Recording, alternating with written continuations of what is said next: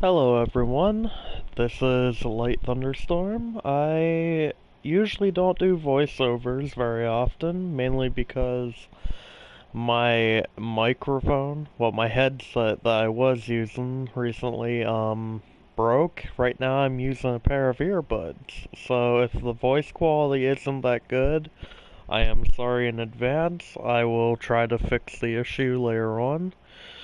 Today, I am going to be playing a little bit of Skyrim, and I just felt like maybe going over some of the mods I use for it on PS4. Talking about them and telling you why I love each and every one of the mods I use. Starting off is a Creation Club mod that you do have to pay for, sadly, but I mean, if I'm going to be wearing it, I obviously have to tell you about it. This is the ebony plate armor set that you can get from the Creation Club. And the sword that I have right now is actually part of the Crusader armor set. The Divine Crusader armor set. It's one of the armor sets that I love a lot, mainly because it's unique and I love the ebony armor set. So, it was just a natural choice. Now, as you see that guy walking behind me right now going after an enemy, he usually would be attacking me, but because of another mod that I have that lets me side with certain factions, he's not attacking me at the moment. He is actually part of the Vampire Knight mod. Basically the Vampire Knight mod changes the vampire's armor that they wear whenever you go up against them and everything. Instead of just being in the regular old vampire armor, they will be in nightingale hoods and all different types of armor sets. Matter of fact, I might even have one of them. Give me a sec. Yeah, like they'll even have cows and everything. Yes, my character is a vampire at the moment. Um, they'll have cows and instead of just the normal old hood, they'll actually have their own unique weapons. Like they'll carry a variant of the mace from a log ball called the barbed mace, or they'll have another one of Mehrunes Dagon's daggers. This one was a special one that I got off of Vampire and the Dawnguard DLC because of the mod. So it's just an interesting little mod. It changes up the armor of certain enemy factions, and I like variety.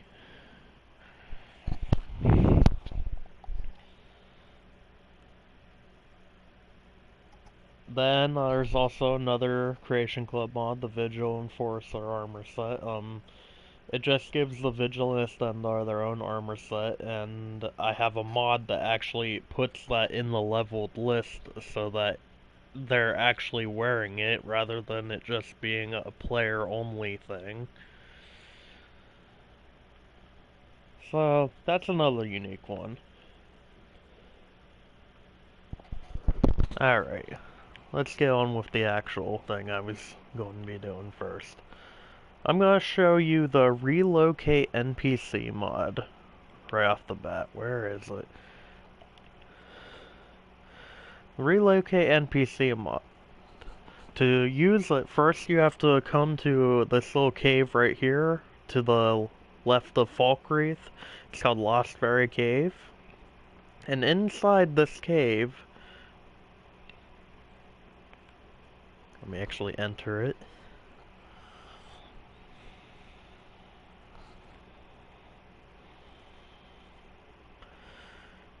You will find these little spirits. These little house fairies, as they're called. You can have up to 30 of them at one time. Basically, they let you make little settlements, essentially, what these do is, you ask them if they want a new home, and then you lead them to an area you want people to be at. And you see how there's four little slots there? You can have four NPCs of your choosing, while followers are ones that you've done deeds for or whatever. And they'll essentially just live around this ferry. So if you would put this little guy somewhere in the woods, and then you would assign four NPCs to him, they would live around him until you moved him. Now, I'm going to be showing off one of my favorite house mods while showing this one off, just to kind of show you how it works. One moment.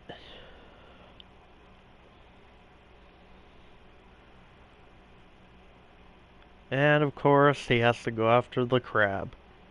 You are such a bully, my friend.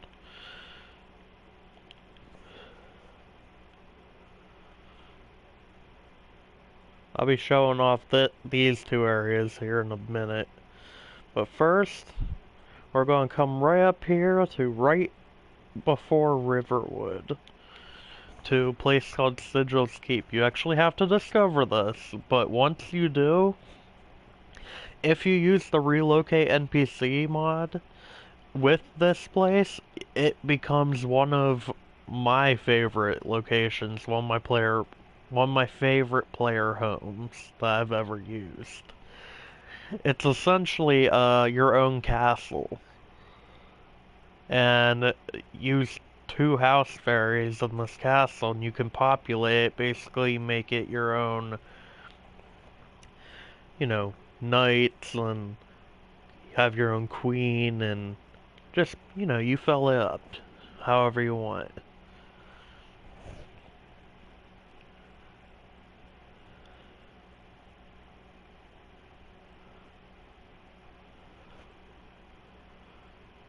So, yeah, there he is. Come on, bud. First area I place one right here, so that at least four people will always be seated right here whenever I first enter. Stop about right there. Stay here, your new home place. And now he will just stay there forever. Let's do a little tour of Sigils Keep while I'm here. I do not like my vampire face, so I'm going to cover the ugly up again real quick. There we go. If you take a right here, as you can see, there's the entranceway right over there, and then there's the dining area. Come right over here, and I believe this is like the training area. Yeah. Dummies everywhere.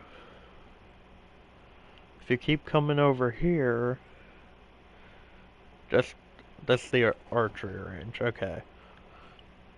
I think you can get people to actually sit here and use bow and arrow and everything over there, and practice shooting arrows and stuff. I don't know how to do it quite yet, but I think that is a thing in the future. And then there's a little smithing area here, some weapon racks and chest.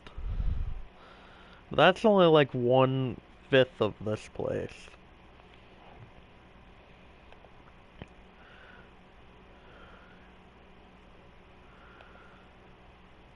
Your own forge, enchantment area, alchemy area, bookshelves.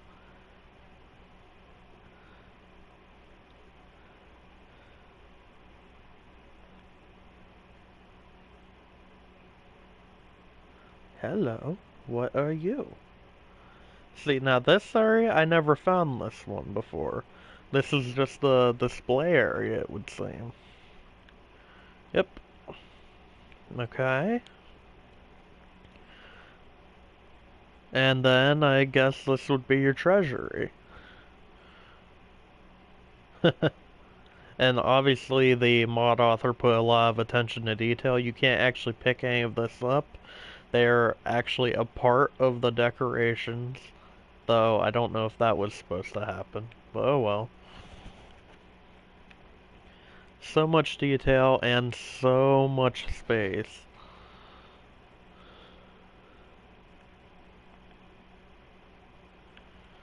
Then you go through here and spiral staircase. Very nice.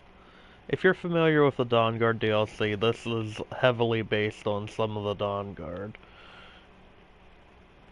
I love how they work the actual mountain area into here. Very nice. Library, I like to have a bunch of mages hang out in here half the time.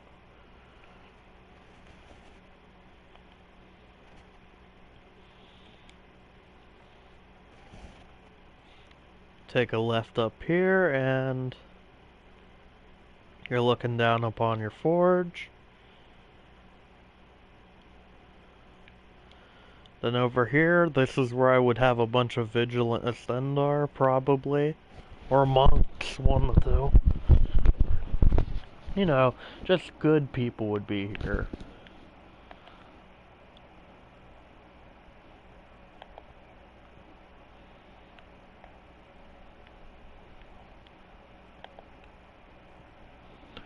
Player room. Bunch of chairs. Yes, you can have another house fairy come all the way up here. One of my favorite areas. Hot spring.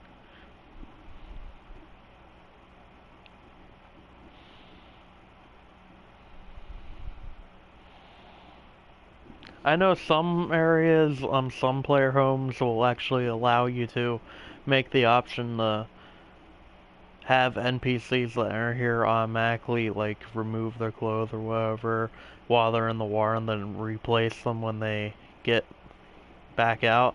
I don't know if that's a thing for this one. I haven't found one yet. But, little sauna area. Again, this is one of my absolute favorite player homes. And I will be populating it eventually.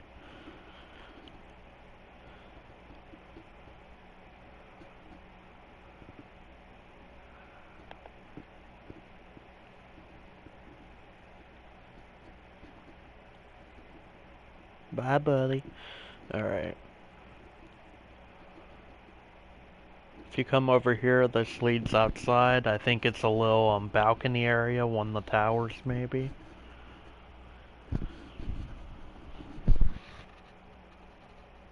Yeah. You have the little Shrine of Ariel. Again, Dawn Guard DLC, heavily based. And now that I'm outside, we can... You know what? I wasn't planning on showing this one, but fuck it, let's do it. Void Armory.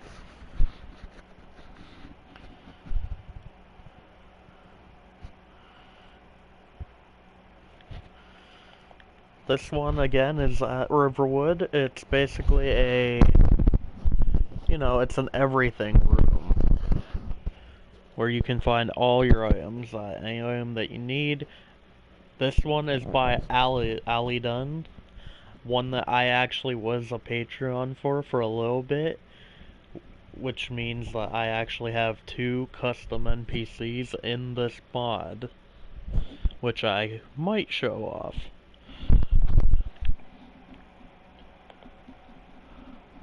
This one has the old armory set up. There's no way I'm getting through everything in this one, by the way. There's no way. I'll show off my 2 custom NPCs, and I'll show the VIP room, which anybody can access as long as you can find the key in the actual game when you have the mod downloaded. It's not like a specific player gets in just because they're a patron. You just need to know the secret key location. Because I was a patron, I know where the key is, therefore I can actually enter the next room that we're about to go into. I think I already have the key, therefore I'm not going to actually show you the secret location, because that's a him thing. I'm not doing that to him. He's a good guy, and yeah. But this area, anybody can enter without the key. And there's the book that I actually wrote and he put into the game. We are not reading that because it is definitely... It's too close to home. I can't read that right now. But yeah, here's a bunch of followers, bunch of chests that other Patreons have asked him to put in this room. This whole room, all these followers are custom made for patrons. I don't have one in here because I wanted mine to be in a special area. Ah, I did not find the key. Then that will be another video. For now I can show you the other one I had him make.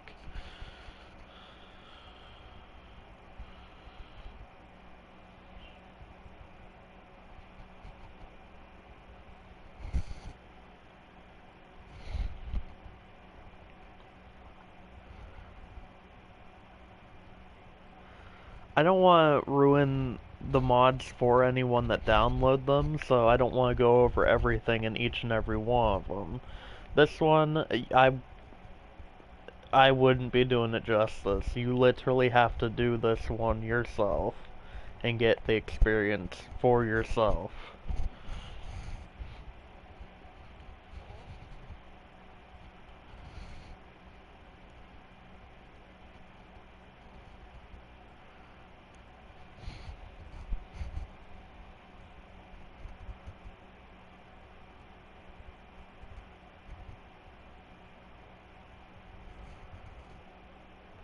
One of my favorite areas in the armory is called Ragnarok.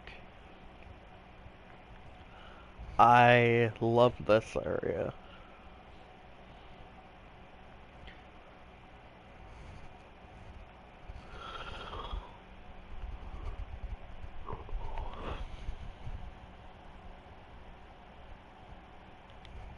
And this is my absolute favorite part of this area.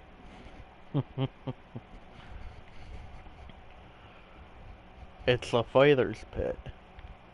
Some of these are actual vendors, others are,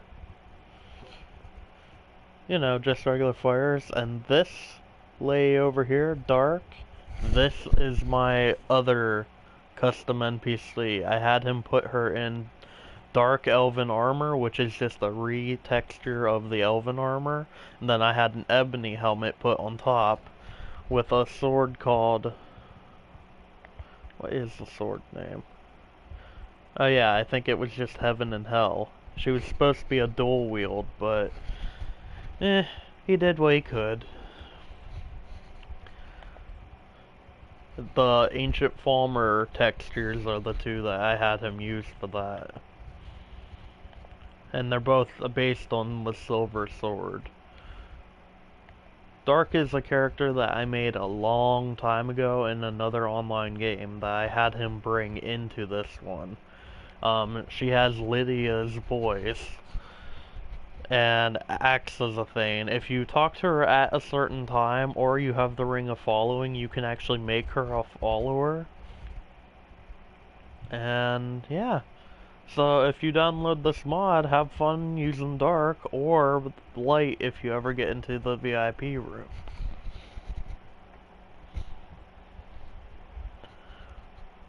I still can't believe he went and made her. That's phenomenal.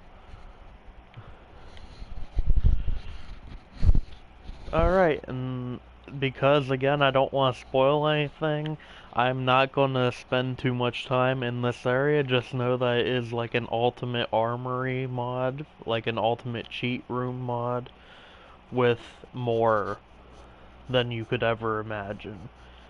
He spent years on this mod, so...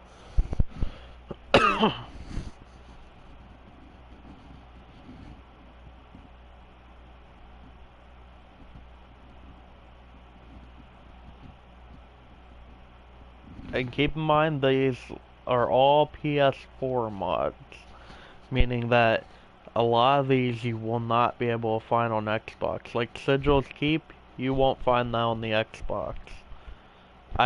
Trust me, I have both of them. I have looked everywhere for the Xbox One. Sigils Keep is nowhere on there. There is another version of it, but every time I try to use it, it crashes my game. So, yeah. Ultimate Armory. Yes, you can climb up that crystal. That has all the Guardian Stones, I believe. Alright, let's get out of here. Don't want to bore you by spending most of the video in here.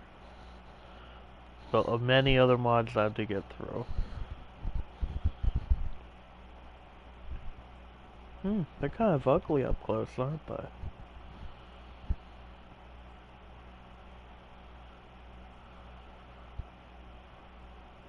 I mean, they're cute in their own way, I guess.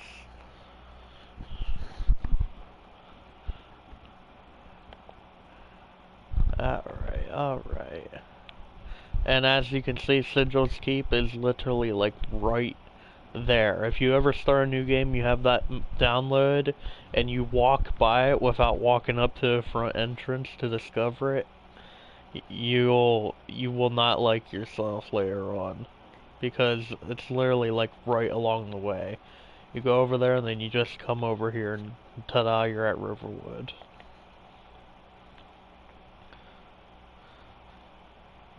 There are many other NPCs added into the game because, let's see.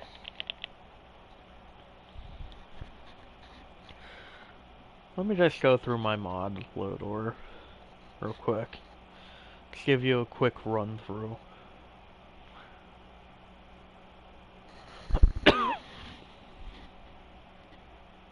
Come on, it doesn't take that long.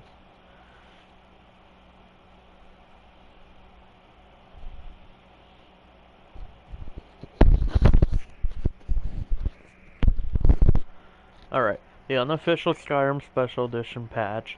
That should be a must-have for anybody that wants a good playthrough while using mods that really fixes any issues that you could have. Then Aladdin's Ultimate Armory should always be as close to the top as you can have it. Usually it will put itself up there on its own. The Realm of Lorcan, that's basically the only alternate start mod that I have found that works on the PS4, which is why you'll see floating purple crystals every now and again. Sigils Keep. The Stendar Beacon was already in Skyrim. This just kind of expands it a bit, puts Keeper Corset there, so that even if your House of the Vigilant or whatever gets destroyed by the vampires after you reach level 10, Keeper Corset will survive, and she'll be at Stendar's Beacon now. Somerset Isles, I will be doing another mod review because that deserves its own review. A bunch of upgrades by Draco. He basically puts walls around all three of the Hearthfire houses that you make, which comes with 3 guards for each. And then Lakeview Watch House, which adds 5 more guards to Lakeview Watch. Well, the Lakeview Manor. So you have a total of 8 guards there. This Hearthfire cellar extension, it makes a custom add-on to the basement of each of your Hearthfire homes after you build it, which adds like anywhere from 6 to 7 beds. They'll have 2 secret rooms, which will have a coffin for a vampire character, and it will usually built around mod that lets you have more people populating your home than just the three that you get, you know, the bard, the steward, and then your housecarl. Four if you have a wife, and, you know, it just helps you immerse yourself in actual living. Vogan Estate, I actually thought I deleted that one. It's an okay mod. Again, another Relocate NPC-isk mod. Good player home, if that's what you're into. The Village of the Skull, it basically puts some guards around the Skull Village and makes it more secure. Bjornheim Mead Hall, it adds a mead hall right above the Skull Village, so you have an actual home to go to. I will be showing that one off. Epic Stronghold, Epic Faction Strongholds, I will be showing them off, but not every single one of them. The Great Cities by Soul. Well, The Great Cities. That one, I kind of have no choice but to show you because, it affects all the cities that aren't actual cities, you know, like Falkreath and Riverwood, well, not Riverwood, all the ones that didn't really have any type of protection that were outside, like Dawnstar and Morthal and Falkreath. Gives them their own walls and everything. It also affects Winterhold, I believe. This one, these three all work hand in hand. This one basically populates Skyhaven Temple. Because originally you can only have like up to 5 people there when all is said and done. That's Delphine and Esbern and then whatever 3 blades that you pick.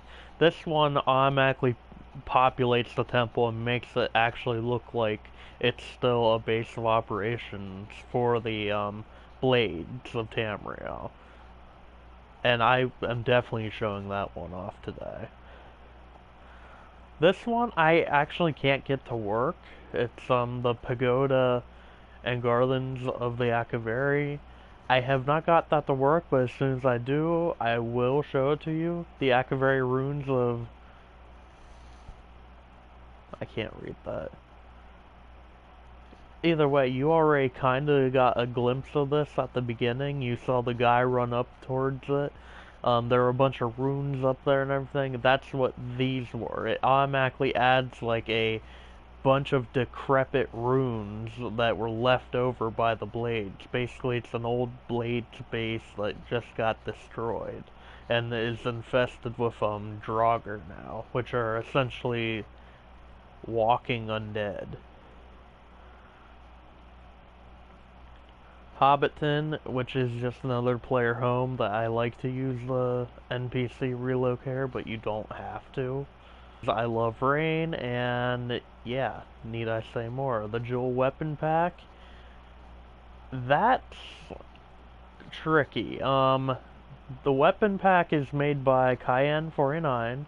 He makes a lot of really good weapon packs for the PS4 because you can't make custom weapons or anything for a PS4, but you can recolor them and make them feel like they're at least unique. He took the glass weaponry, which is usually green, and he made it so that you can have any color you want. You just need to have the right jewel for it.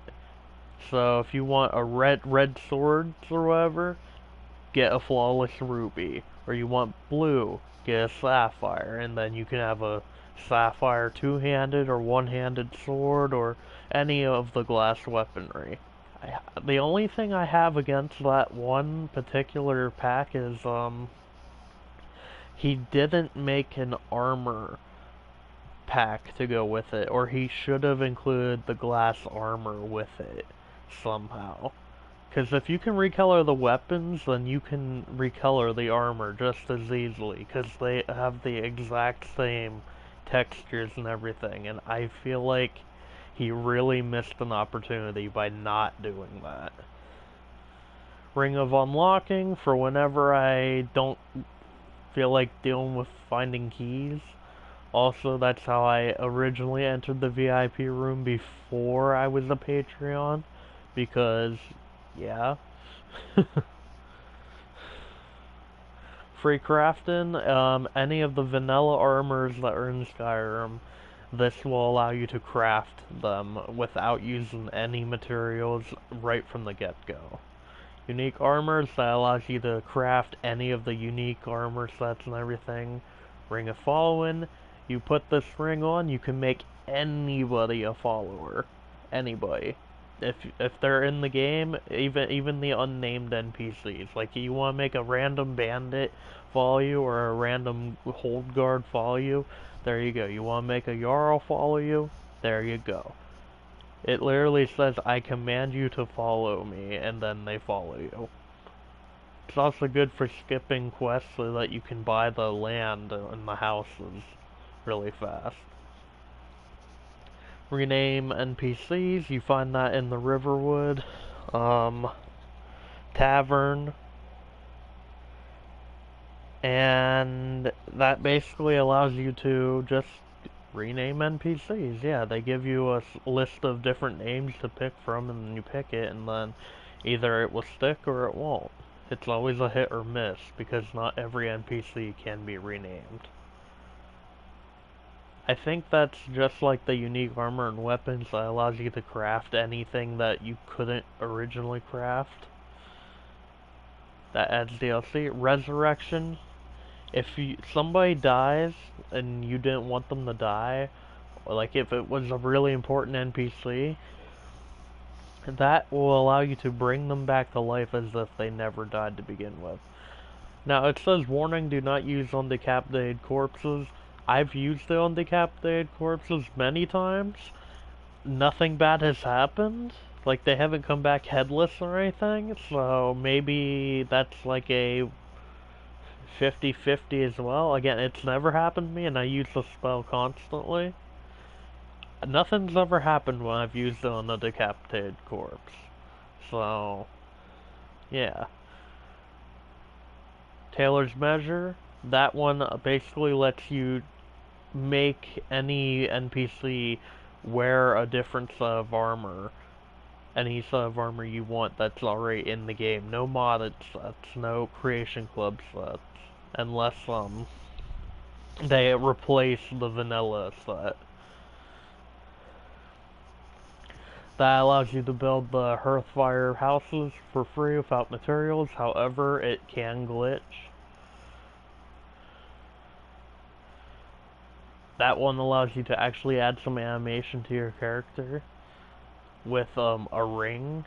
Violence is the ultimate kill move thing.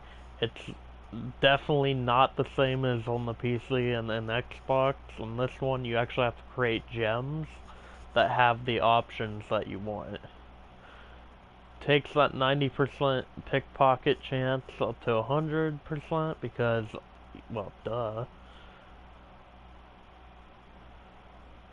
That one, the more gifts for children, allows you to give children actual weapons, not just daggers or whatever.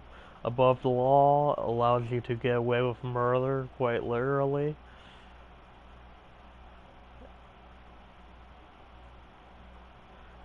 That one, the increased population, adds more NPCs to every town. And then from here on out, it's literally just followers and stuff that I've added. There's the Vampire Knights, and you can tell it's just a long list of things that have changed.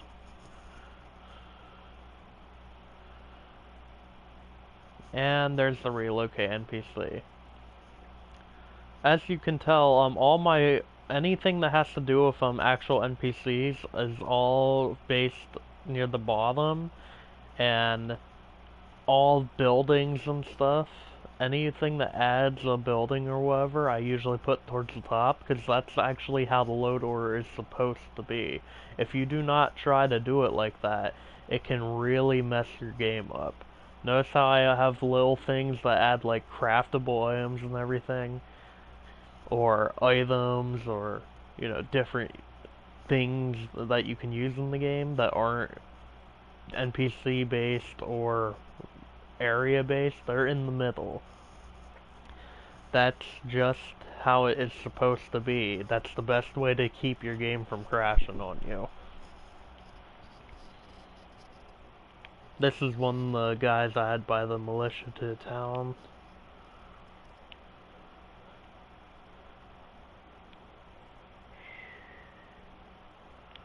Alright. Time to show you the jeweled weapon pack up close. I know I already explained it, but you can either go to glass, and as you can see, this one, it has like a greenish handle to it, but it allows you to craft whatever you want.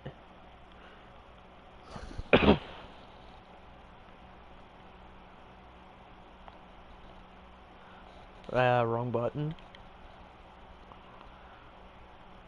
You can go there, or you can go to Ebony. Again, all this is add-on with the Vampire Knight set. Because I have the unique armor crafting, you have that. Notice how none of these require materials. That's the free crafting. After you get the ebony plate armor the first time, you can craft it then.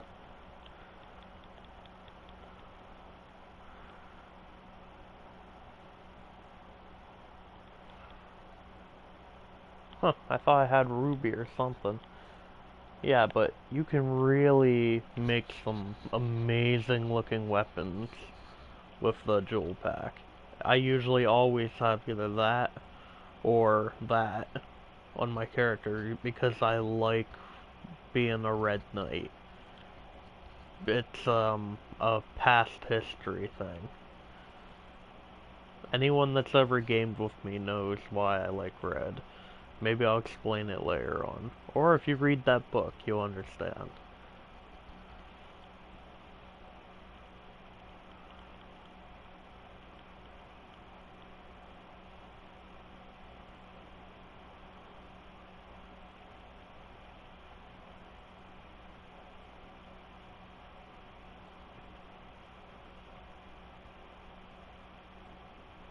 Basically, if you use my load order, you're gonna have fun if you like making your own people the way you want them to be. If you love immersing yourself, making things look real, then you're gonna like my loadout. Now, this that's the normal guard helmet. That's a mod guard helmet. I had them replace the armors to make them look unique. On the Xbox, they have a guard overhaul, which completely makes custom armor sets for each and every hold guard in the game. This is the PS4's version of that because they can't have any outside assets. Basically, they have to use vanilla armor and stuff, and the best they are able to do is basically give it a new color and make custom combinations for the guards. I know there's another one here. Come on, come on.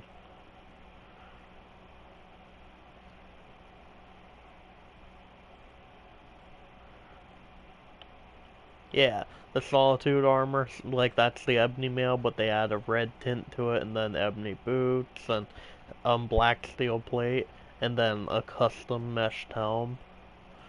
Whereas that would be the normal, that's the one that they gave them. For not being able to use outside assets, I think they did an amazing job using what they had. Whiterun guards have a whole nother thing to them as well.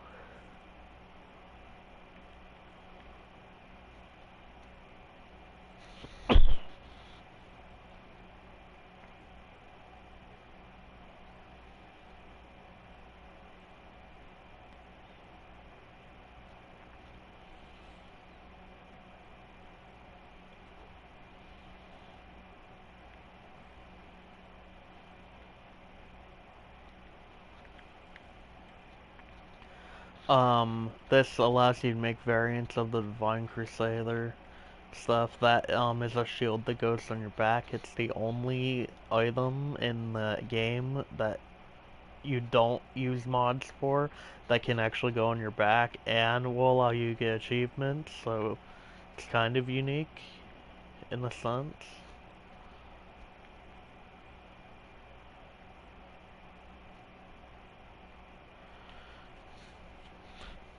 Alright. It's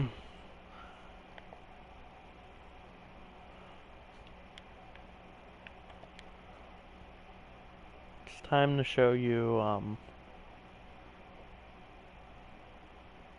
I would go to Lakeview Mare, but that is actually where I'm going to be ending the video because there are at least 3 or 4 different mods there that I'd like to show. Um, yeah. That's like my main home. I love Lakeview Mare because, if you have kids there, they always like being there. They love the lake and everything, and the NPCs, when you move them in there, they always love that area, so I always like having my character live there. Alright, in the beginning, you're gonna have to come to this little area. If you have the faction strongholds, the Haunted Cemetery will automatically be unlocked to fast travel to. It's basically a ghost faction stronghold, which is literally just a graveyard with a bunch of ghosts around it, but it's still kind of cool because none of them attack you. And you can literally just run around with a bunch of ghosts looking at you like you've lost your mind. I love it. But I always come here and then you actually have to walk over to the place called To the Sky. Well, swim over to it, I should say. Yeah, as I said, graveyard full of ghosts and yeah.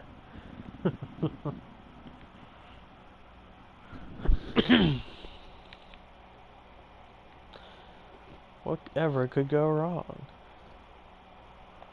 Alright, To the Sky is right over here.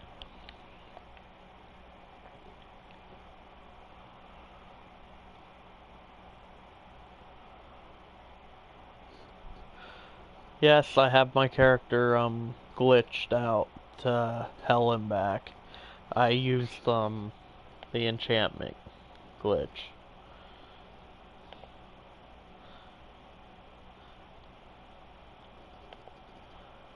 No, I don't have shame. I've platinum Skyrim on 3 different platforms. I've definitely earned my right to cheat.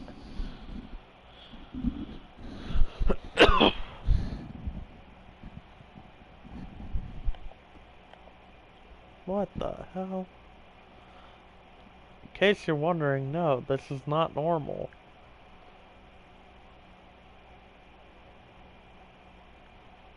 Okay. Now, usually when you enter here, that happens. Oh, I fucking hate spiders. Oh, I hate them.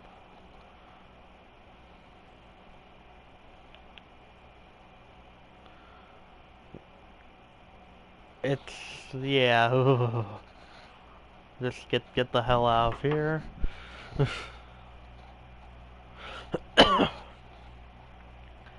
Again, because I don't want to ruin such a great mod, I'm not going into the house that's up here. I will show you where the gates are, but I'm not actually going into them.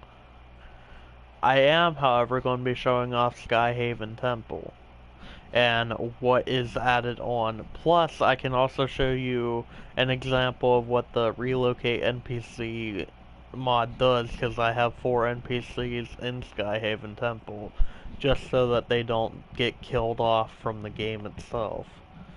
The original Keeper card set included.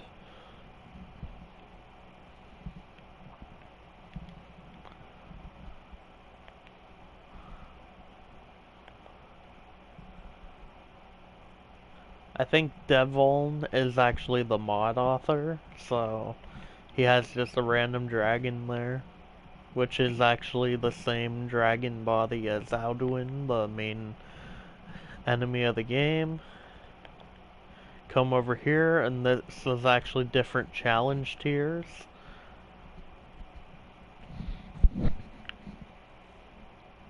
I like what he did with that. No, she usually is not holding Wuthrad, but the fact that he made it work the way he did, that was interesting. Each of these little battle tiers here. Now, I have never found the key, however, I find you can literally, hold on, you can literally just jump around it, however, that takes you straight into the portal if you do. And if you jump in, you better be ready for a fight, laddie. Because if not, I suggest you run right back out that portal as fast as you can and jump back around the gate. Or you are the fucked.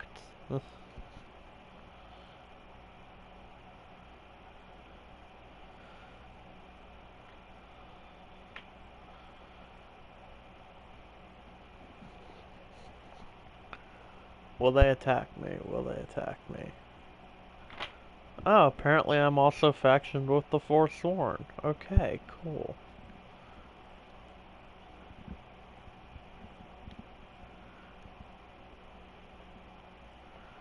This is the new armor set that comes with this.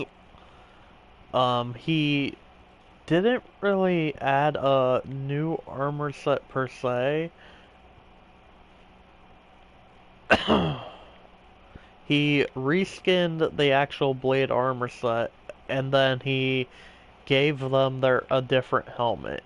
The normal helmet would be open faced and everything. In this case, he took a steel plate helmet and he recolored it black to match the other armor set, which he also painted black. So it will look something like this. Now, the normal blade set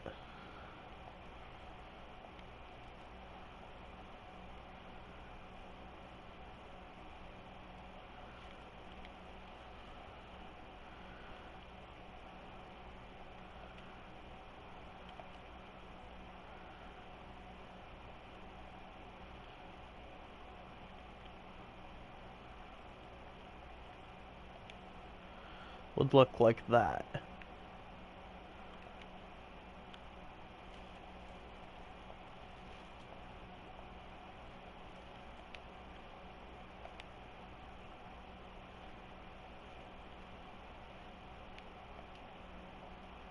And apparently I'm glitched.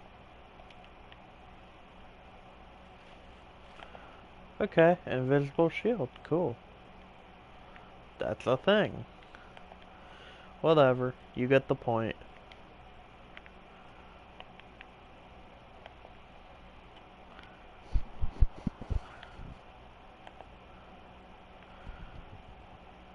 It's not bad, but I don't think I would ever use it just because I don't like the lava texture.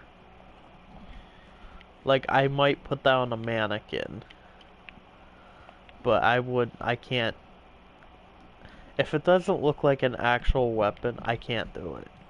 It's just a moral thing for me. I won't allow myself.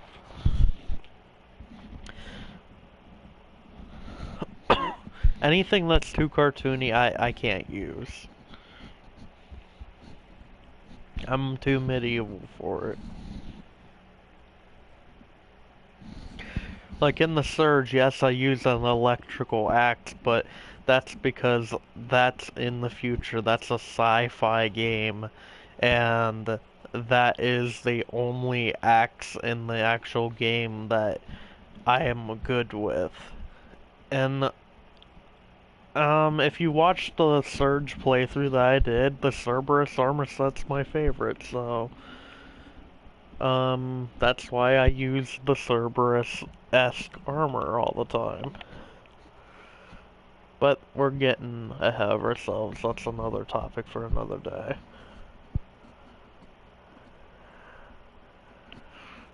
Okay, now, just so you know, this whole area is all an added area, but this is not Skyhaven Temple. No. To get the Skyhaven Temple, that's the elevator we took where I killed the 3 spiders. You literally come up right behind it, and you can get here right out of the gate. Right out of the gate of the game, you don't even have to progress in the story, but I would suggest you do it to make it easier on yourself.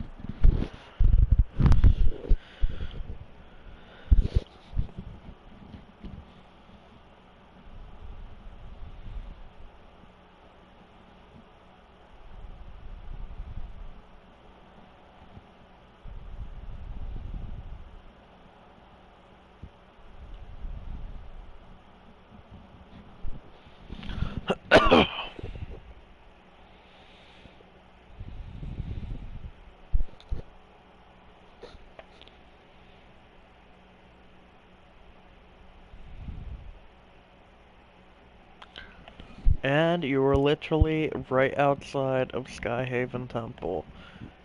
All beautiful and redone, and yeah, I like it.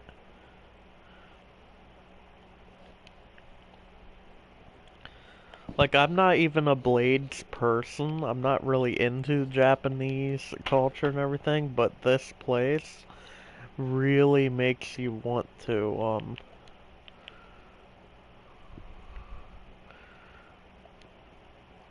do a Blade playthrough, almost.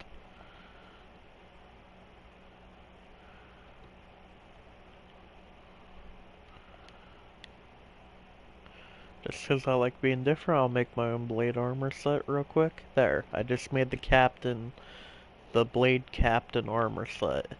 Dual dagger wielding blade. There you go. I'll patent it later.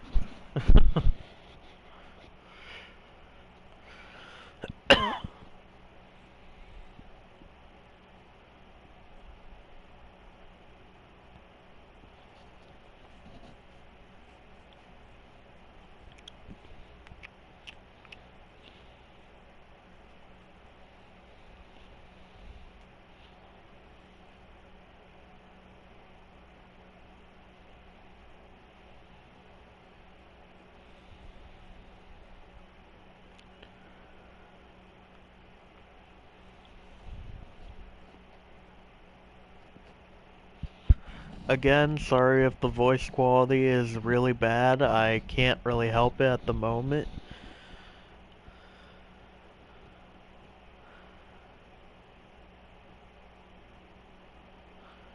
Oh, lag. Love it. Come on. Come on, stop it.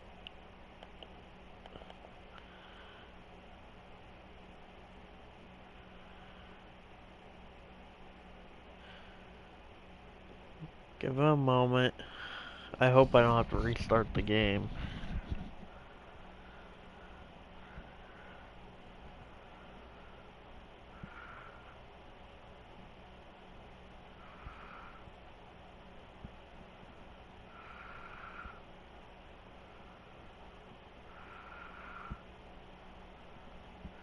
I might have to.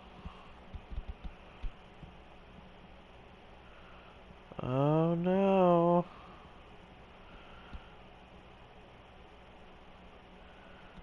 Well, if the game crashes, I guess I'll just end the video here, and then part 2 will pick up with us literally right here in Skyhaven Temple. Come on, at least let me get over to the area.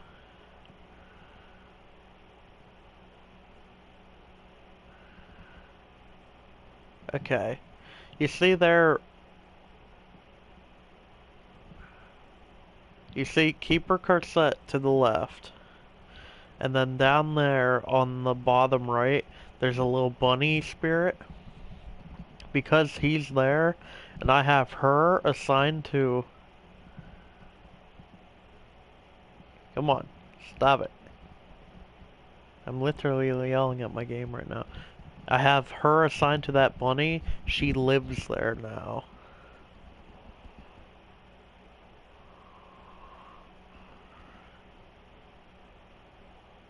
I wanted to show off the tailor's measure, but I feel like that should actually be the next episode. So I might revise the description, or I might literally just put the exact same description in the next video.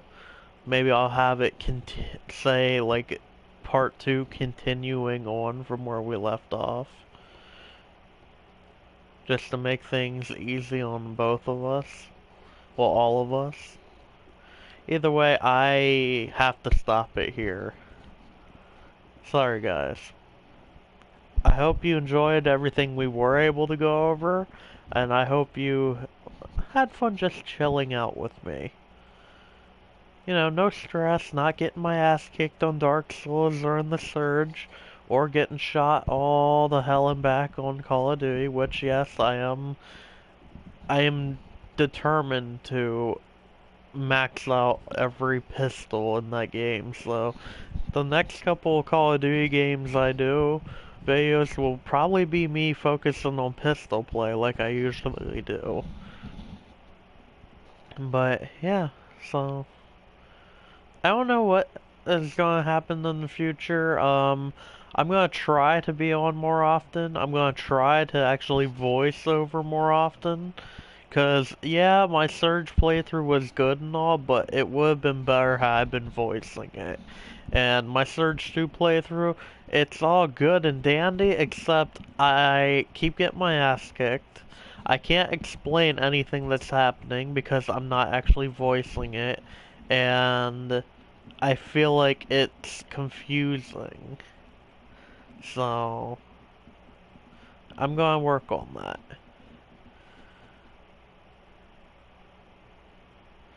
Okay, have a good one, y'all.